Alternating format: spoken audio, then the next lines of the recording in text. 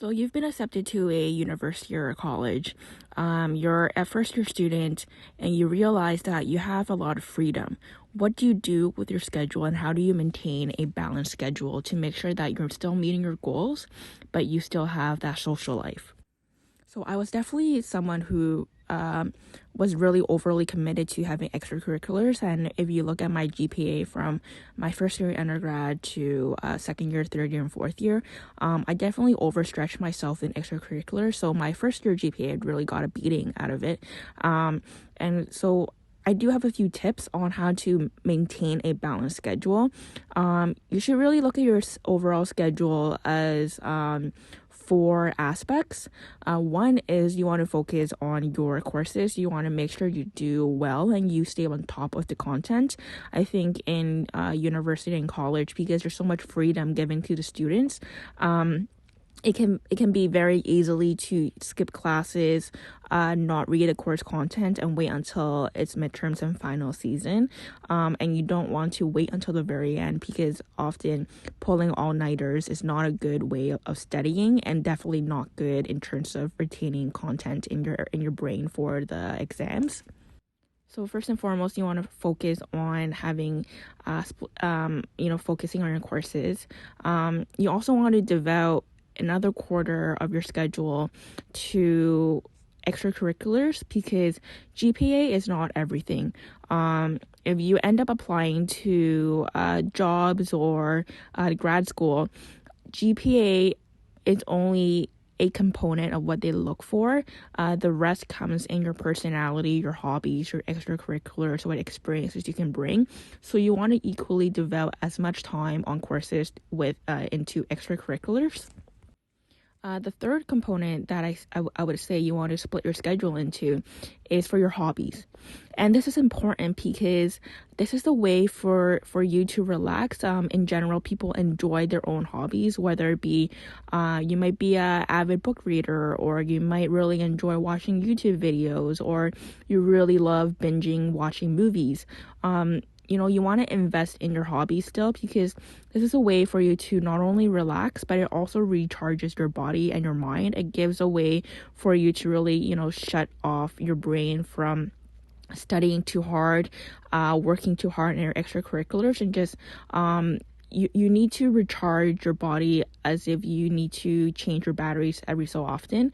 And investing in your hobbies it's a good way to maintain that balance, and it's also a good way for you to maintain that aspect of you that makes you unique, which you'll need when it comes to going into interviews and they ask you, tell me about yourself. And then the last component I would say is also very important is having a social life. So you also want to spend a quarter of schedule maintaining that social life, whether it be spending time with your family, spending time with your friends, having those interactions with other people. And again, the hobby and social life is really there to really help you recharge and help maintain your stress level. So these are the four components I would say it's very important for you to kind of incorporate in your schedule. So how do you, create a balanced schedule?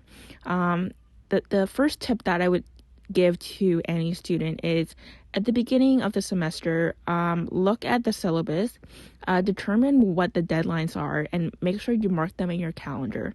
And then set a reminder a week before and 2 weeks before so that you're well aware of the upcoming deadlines, and it gives you time to think about and plan out what you need to do for those deadlines.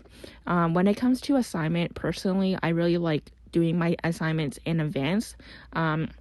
Maybe if assignment is due February 1st, I would tell myself that the actual assignment is actually due a week before February 1st, because it's always good to let that assignment sit for a while.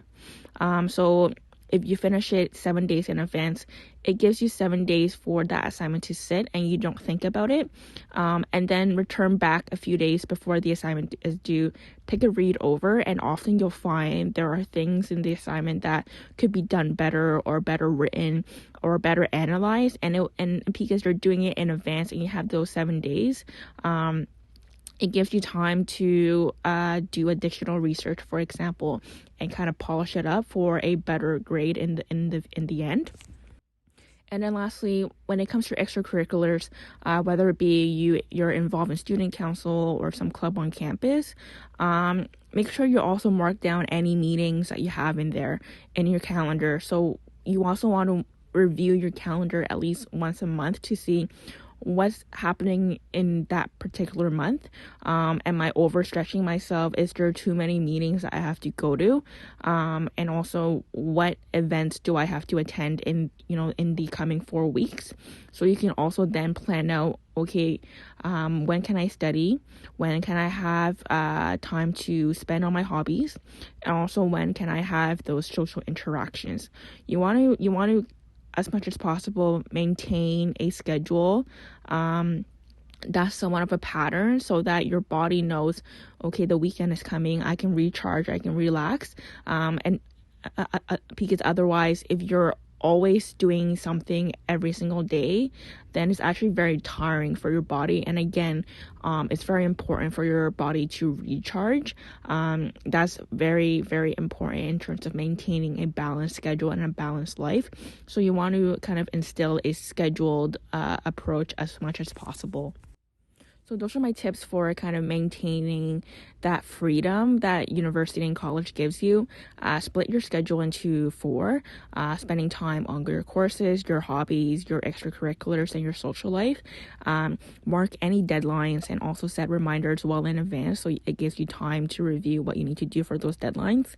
And then also review your calendars at least on a monthly basis to see what's upcoming and to see if you're being overstretched, so that you can kind of better adequately plan for the upcoming weeks. And also, as much as possible, try to kind of incorporate a scheduled schedule, so that your body can get used to knowing when they can relax, and that's very important in terms of recharging your body, which is important for maintaining a balanced life and keeping your stress levels low.